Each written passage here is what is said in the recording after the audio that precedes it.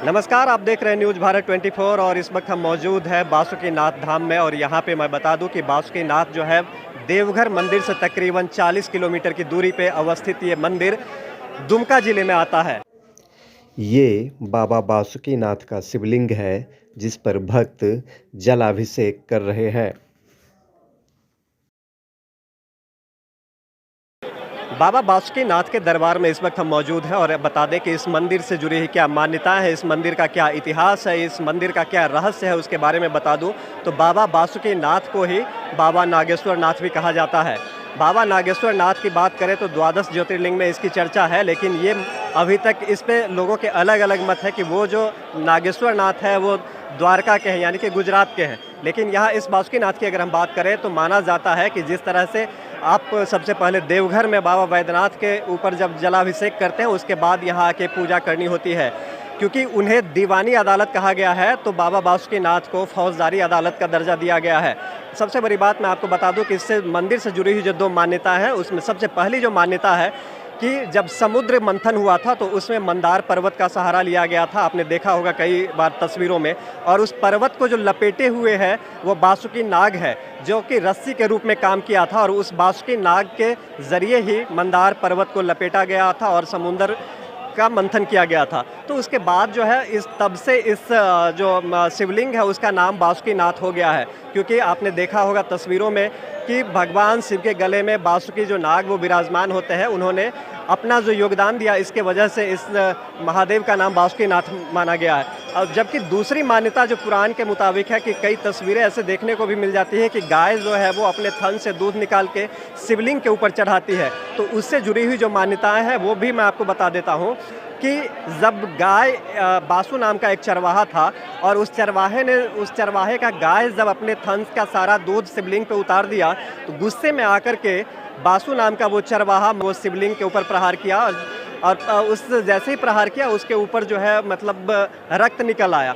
भगवान शिव जी ने उन्हें दर्शन दिया और कहा कि तुम हमारी पूजा करो, डरो मत। तो तब से उस बासु नाम के चरवाहा बासु से बासुकीनाथ इनका नाम जो है रखा गया। क्योंकि सर्वप्रथम बासु ने ही उस शिवलिंग की पूजा की थी, इसलिए इसका नाम बासुकीनाथ रखा गया है। इस वक्त हमारे साथ बासुकीनाथ के पंडा मौजूद हैं, हम उनसे जानने की कोशिश करते हैं। जितेंद्र झा है इनका नाम और इनसे हम जानने की कोशिश करते हैं कि सर ये जो बासुकीनाथ है इससे जुड़ी ही क्या मान्यताएं हैं, क्या इस मंदिर का इतिहास रहा है वो थोड़ा बताएंगे। ये बाबा बासुकीनाथ है, कामनालिंग है, आपरूपी है, स्वयंभू है। शिवलिंग स्वयंभू है। कोई भी तरह कामना के लिए यहाँ बाबा का मन्नत रखा जाता है। कोई भी तरह के लिए कामना के लिए फुलाइश होता है बाबा पर। और ये नागेश्वर नाथ है, जैसे गुजरात में है नागेश्वर। जी, मैं वही सवाल आपसे करना चाहता हूँ कि द्वादश ज्योतिर्लिंग में क्या जो नागेश्वर नाथ है, ये बासुकीनाथ को नागेश्वर नाथ भी कहा जाता है, तो उनकी गिनती इसमें है द्वादश ज्योतिर्लिंग में यहाँ वाले या गुजरात में जो द्वारका में है? देखिए दोनों विवादित इति है। ये 8वां अध्याय में है शिव पुराण में नागेश्वर बाबा बासुकीनाथ का इति वर्णन। अंग देश, भागलपुर से अंग देश से दक्षिण, ये अंग देश के दक्षिण है ये, इसलिए ये मंदार पर्वत है। मंदार पर्वत से दक्षिण है, इसलिए ये नागेश्वर जो मंदार पर्वत समुद्र मंथन हुआ था वहाँ से वो आधार दिखाता है कि अंग देश के दक्षिण ये नागेश्वर नाथ स्थापित है, इसलिए ये ज्योतिर्लिंग के मान्यता में है।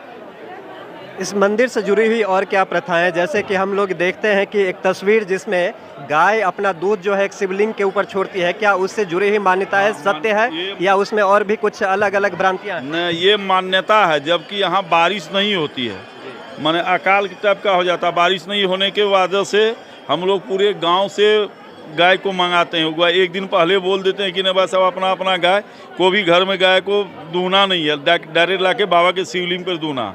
ये बाबा के शिवलिंग पर दूध दूहने के बाद निश्चिंत है कि 1 घंटा 1.5 घंटा 2 घंटा के अंदर बारिश होगी।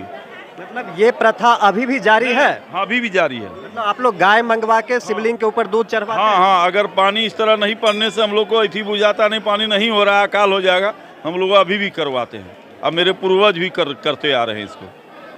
कितनी पीढ़ी आपकी जो है यहाँ पे पुजारी का काम कर? मैंने हम लोग 10-12 पीढ़ी से है। इस तरह तो हम लोग भी पूर्वज मिथिलांचल से ही है, मधुबनी कोयलक के वासी हैं, लेकिन 12 पीढ़ी यहाँ हम लोग का बीत गया।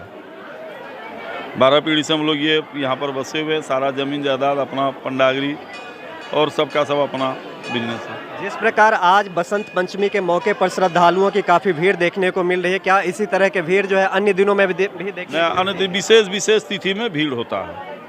ये जैसे बसंत पंचमी हुआ, महाशिवरात्रि हुआ, अभी पूर्णिमा के बाद माघी मेला होगा, पूर्णिमा को जल उठता है, पूरा मिथिलांचल से ही आदमी 5-6 दिन भीड़ होगा फिर इस तरह। तो ये थे हमारे साथ बासुकीनाथ के पुजारी, जिन्होंने इस मंदिर से लेकर के जो कुछ भी मान्यताएं जुड़ी हुई है उनको लेकर के विस्तार से बताया, और इस मंदिर की और क्या क्या प्रथाएं हैं, इस मंदिर को लेकर के क्या क्या मान्यताएं हैं, वो मैं आपको आगे बताता हूँ।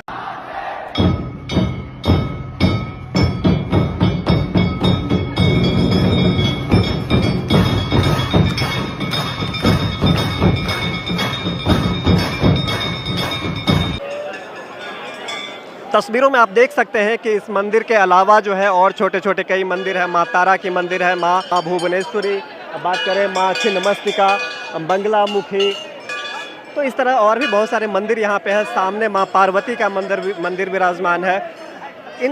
यहाँ पे जो कुछ श्रद्धालु हैं, मैं उनसे भी बात करने की कोशिश करता हूँ और जानने की कोशिश करता हूँ क्या नाम हुआ और कहाँ से आए हैं? मेरा नाम राजकुमार मंडल है, मैं समस्तीपुर डिस्ट्रिक्ट से हूँ। मेरा प्रॉपर थाना रोसड़ा है।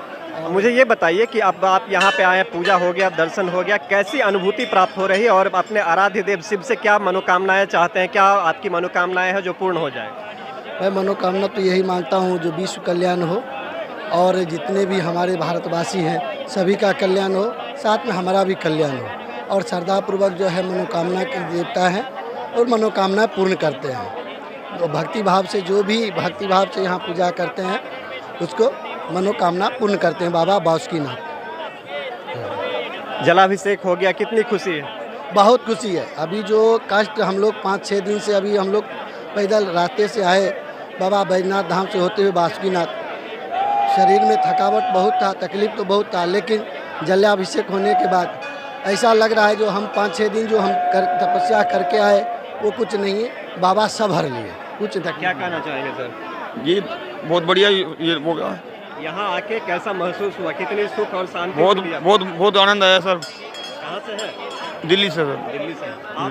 दिल्ली से हम जो दिल्ली से हैं। लोग हम लोग इस डिस्ट्रिक्ट बिहार पड़ता है, मधुबनी जिला। अच्छा, तो यहाँ आपने दर्शन किया, बाबा देवघर में जाके बाबा बैद्यनाथ का दर्शन किया, बासुकीनाथ का दर्शन किया, तो कितनी आत्मा में शांति है? बहुत बढ़िया, बहुत बढ़िया। इस 5 साल से बहुत बढ़िया, भीड़ भी है, ज़्यादा भीड़ है, बहुत लंबी लाइन है, फिर भी 6-6 घंटा लाइन लग रहा है। दर्शन बढ़िया हुआ, बहुत बढ़िया, कोई दिक्कत नहीं। बोले बाबा की बासुकीनाथ की जय, हर हर महादेव। अब तस्वीरों में देख सकते हैं कि बगल में भी यहाँ पे कुछ महिलाएं हैं, वो पूजा अर्चना कर रही है। यहाँ पे भी देख सकते हैं कि तमाम श्रद्धालु, आपको इस पूरे जो मतलब कैंपस है, इस पूरे कैंपस में सिर्फ श्रद्धालुओं का तांता लगा हुआ है। इस बासुकीनाथ मंदिर के प्रांगण में आप मेरे ठीक पीछे देख सकते हैं कि यहाँ पे बहुत सारी घंटियाँ टंगी हुई है। आखिर बगल में एक त्रिशूल देखने को मिल रहा है, तो हम जानने की कोशिश करते हैं कि आखिर इनसे जुड़ी क्या प्रथाएं हैं, क्या मान्यताएं हैं। यहाँ पे एक पुजारी जी हैं, उनसे सीधा जानने की कोशिश करते हैं। सर, ये जो यहाँ पे तमाम इतनी सारी घंटियाँ देखने को मिल रही है, इसके पीछे क्या वजह है? ये यहाँ जो मनोकामना पूरा होते हैं ना, उसके वजह से बांधते हैं। अच्छा, जिनकी मनोकामनाएं पूर्ण हो जाती है वो यहाँ पे अपना घंटियाँ बांधते हैं। और ये जो पीछे हम देख रहे हैं कि वो त्रिशूल, उस त्रिशूल को लेकर के क्या मानना है? त्रिशूल वो रखे हैं शिव जी का। शिव जी का मतलब वो अस्त्र शस्त्र है, इस वजह से वो रखा गया है। जी हाँ। और कौन कौन से मंदिर है यहाँ पे बगल में?